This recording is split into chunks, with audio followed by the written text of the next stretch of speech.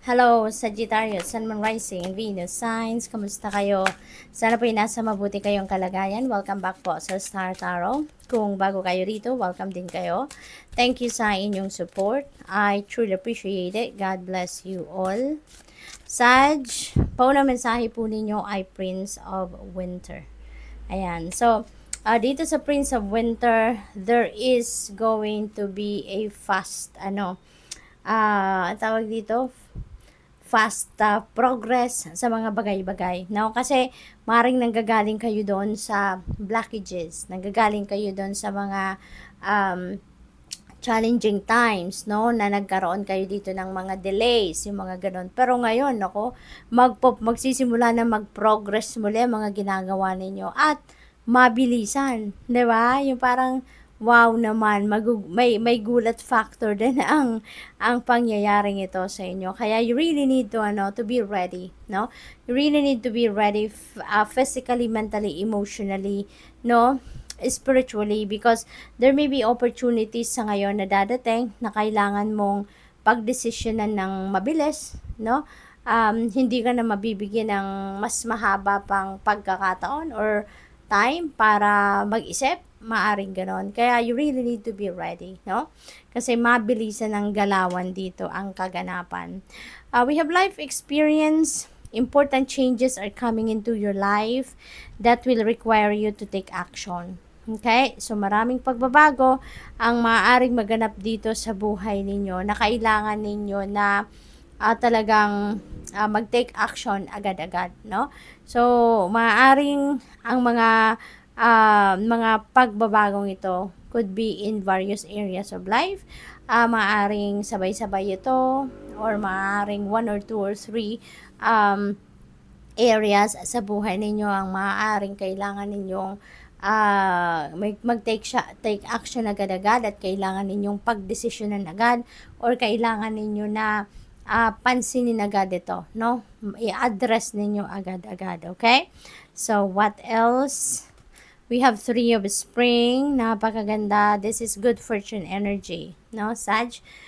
Mababalot kayo ng swerte sa ngayon. Meron kayo ditong swerte na sa trabaho, sa travel, sa mga paglalakad-lakad or pagpoproseso ng mga papeles, yung mga ganon, no? Maaari din na may travel ang iba sa inyo. So good luck kung ano man yan. That could be related to opportunity to work, no? To work or to expand your business, your studies. Maaari din na merong overseas o job offer dito para sa iba sa inyo, no? Maraming dito maraming accomplishments dito siguro na makakamit na rin kayo sa mga previous ninyong ginawa na, no? So, good luck to that. What else? We have 4 of Winter. Ayan. So, napagod na, no? Napagod kayo, Sagittarius, siguro, para sa iba sa inyo dito. Kaya, kailangan ninyo talaga, no, or na mag-isip-isip, magpahinga. Kasi, parang, siyempre din may mga pagbabagong magaganap, hindi ba? At saka dito, yung mga, kung ano man yung mga delays na nangyari, yung mga blockages dito, mawawala na yan, that will be lifted, kaya uusad na muli ang lahat. Kaya siguro, then, pinaghahanda na kayo or hinahanda na kayo ng universe dito na kailangan ninyong magpahinga. Okay? Kailangan ninyong magpahinga, kailangan na ninyong mag self-care dito para physically, mentally, emotionally fit and ready na kayo sa mga pagbabagong parating, sa mga kabisihan na mangyayari sa buhay ninyo dito. Para nang sa gayon, you'll be on top of your game. Diba? Kapag maganda ang pakiramdam ninyo, in good health kayo, mas makakapag-isip kayo na maayos, effective, maganda, 'di ba? At saka magkakaroon kayo ng clarity sa inyong isipan, no? Kaya kailangan ninyo magpahinga. You may need to do some self-care dito, nag-meditation, prayer mode, para mag-ground din nyo ang inyong sarili. Okay? We have 2 of Winter. Ayan, so, dito naman, maaaring nag-worry, no? Ang iba sa inyo dito, it's because maaaring you are procrastinating. no? Nagpo-procrastinate kayo because hindi kayo sigurado sa gagawin ninyo. Maaring ganun ang ganap ng iba sa inyo. Maaring nag-overthink, no? Ang iba din sa inyo dito, kaya naman siguro mas lalo kayong nalilito kung ano yung gagawin ninyo dito because you are overanalyzing and overthinking things. Alright? So, what else? We have 8 of summer. Ayan. So, this is, a beautiful energy din kasi there is a new beginning energy dito. Kasi you're walking away from something dito, no? Kaya naman, magmo-move on kayo, no? You're ready to move on to something na sa pakiramdam ninyo doon kayo magpo-progress, doon kayo magiging successful, doon kayo magiging joyful, magiging contented, magiging fulfilled, yung ganon, ano? So, maybe, it could be in any area of life. Maaring relationship yan, na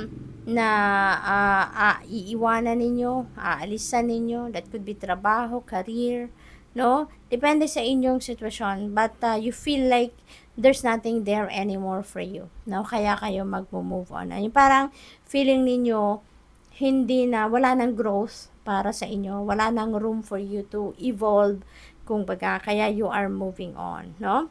What else? Magician energy. Wow, napakaganda naman ni Magician. This is nasa period kayo na you have extra spiritual power, no, to manifest whatever it is that you want to manifest in your life. Dito sa Magician energy, you are in a special, powerful, energetic frequency na, alam mo yun, may extra kapangyarihan ka ngayon or extra pabor, no, para it's like privilege na binibigay sa inyo ng universe na as long as you take action, you will be able to to manifest whatever it is that your heart desires. Kaya you are going to manifest success then dito for some of you, so good luck to that. 7 of summer, multiple opportunities ang parating sa inyo dito, Sagittarius. Kaya stop procrastinating na, talagang tumayo ka na, get on your feet, and tignan nyo na, no? I-weigh, you need to weigh things out na sa ngayon, doon sa mga bagay-bagay na ginagawa ninyo, pinagpipilian ninyo, kung ano yung opportunity na maybe that will be in support doon sa dati na ninyong ginagawa, that you're working on it, then you know what to do, 'di ba? Kasi maaring yun na ang para sa iyo, yun na ang best na choice para sa iyo.